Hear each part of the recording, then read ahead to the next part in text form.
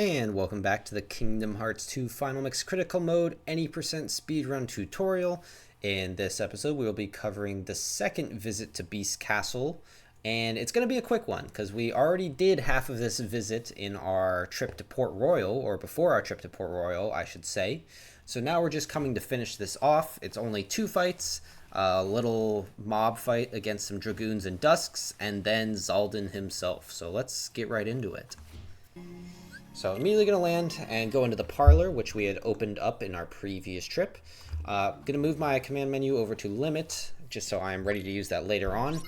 And we're going to deal with this first wave of Dragoons the exact same way that we kind of dealt with the first wave of, or the wave of enemies in the first fight of Beast Castle. So we're going to take a couple steps forward and reflect the attack that comes. If one comes, again, they could just sit around for a little bit and do nothing, and then you got to wait for the attack, which is a pain, but it happens. In this case, I got 2, so I'm going to reflect them, do a magnet, finishing leap, and then air combos to kill them all.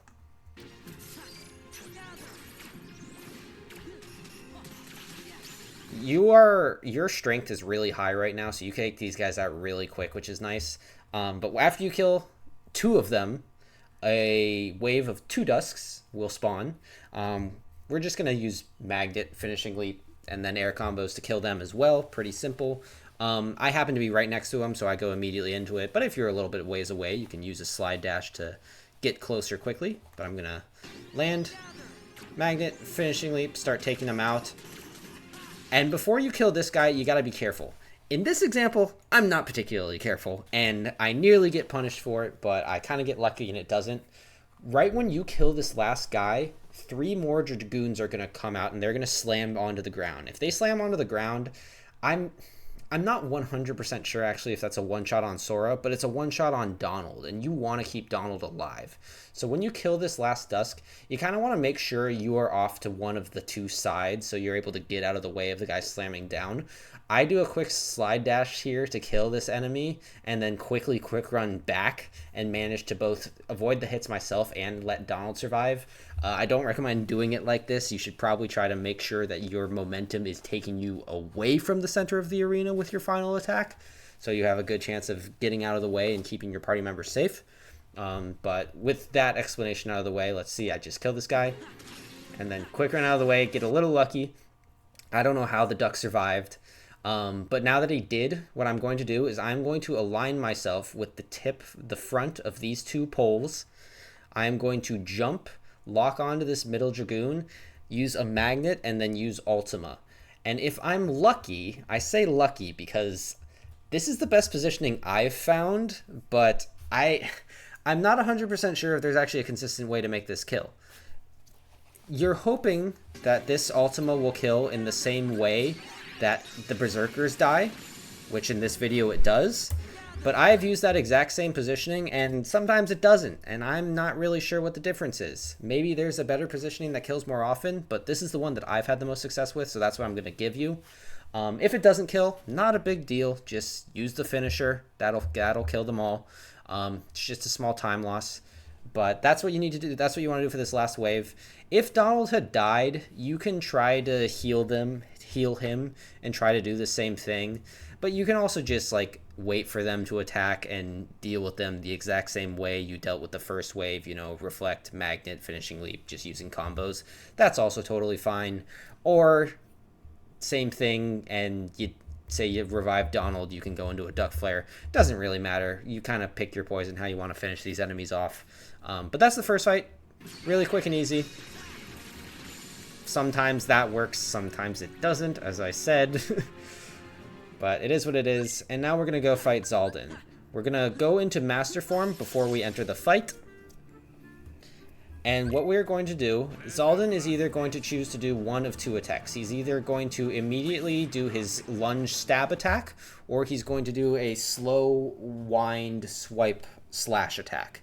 The stab attack is better, and this first example I'm going to show you, I'm going to get that. What I'm going to do is I'm going to time a jump so that my double jump from Master Form, the aerial dodge, actually parries his attack. This might seem really difficult, but it's a pretty actually generous window once you get the hang of it. So when I see it coming, I get ready to jump around that time before he starts his attack regardless, because I'm just going to assume he's going to do this one. I need to be ready.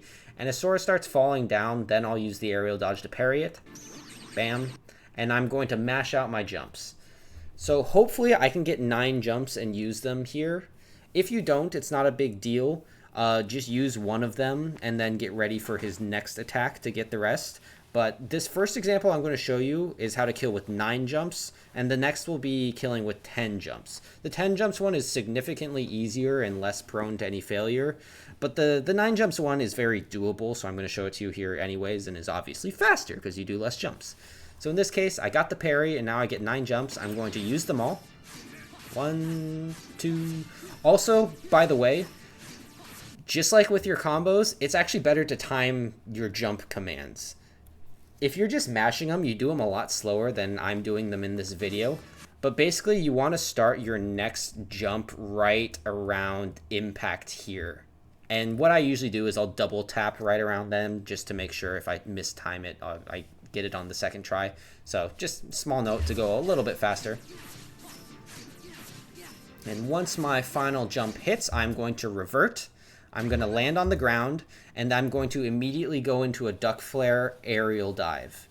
I'm going to do 2 horizontal slashes, and right before I get, or during my second horizontal slash, I'm going to go into the duck flare finisher and then follow it up with 2 air finishers. I'm going to go into mega duck flare, follow it up with 2 air finishers, is what I mean.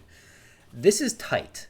If your horizontal slashes are not quick, Xaldin can break out and start to DM or jump again, and that's where the risk comes into play with this version. And the risk does not exist in this next version.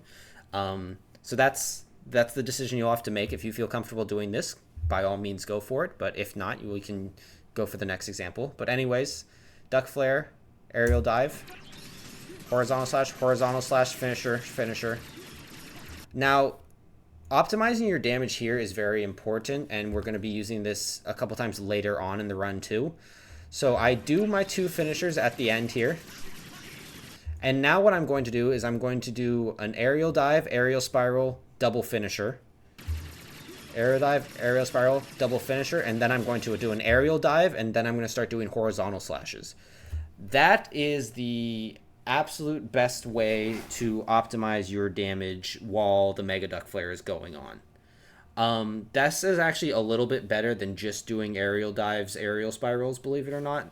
But for experiment, it doesn't really matter because you have plenty of damage anyways. It's not a big deal. But for this one, this is how you want to optimize your combos, and that'll be enough to kill here. That's all Xaldin is. Xaldin's a really quick fight. Now in this next example, I'm going to show you 10 jumps, but I'm also going to show a case where you're going to have to do an extra cycle regardless. If he decides to do his swipe attack, as far as I know, it's not possible to get 9 jumps in one go. So he's gonna do his slow slash here. So I jumped like I'm getting ready to parry, but he didn't do it. So I just land and I jump again. And as he's doing his slash here, I'm trying to mash and get as many as I can. I only managed to get 6. I use one of them, and now I get ready for him again. He can once again decide to either do the stab or go for another slow swipe attack.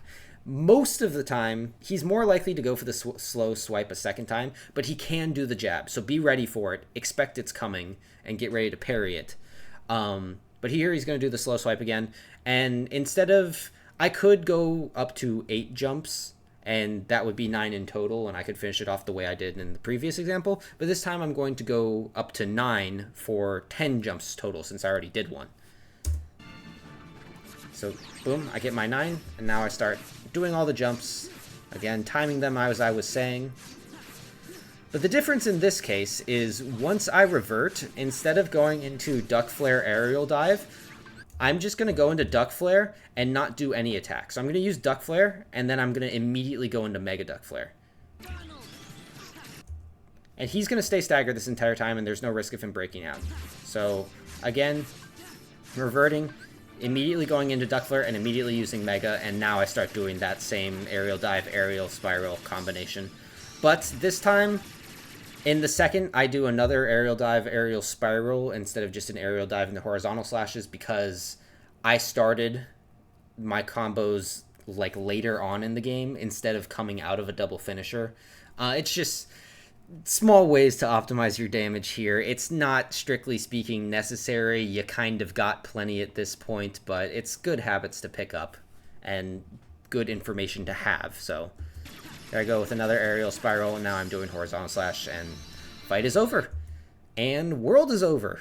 Beast Castle 2 is very short, and that's pretty much all there is to it. Next episode, we'll go over the Land of Dragons visit, and I think that's all I have here. I'll see you guys in the next one.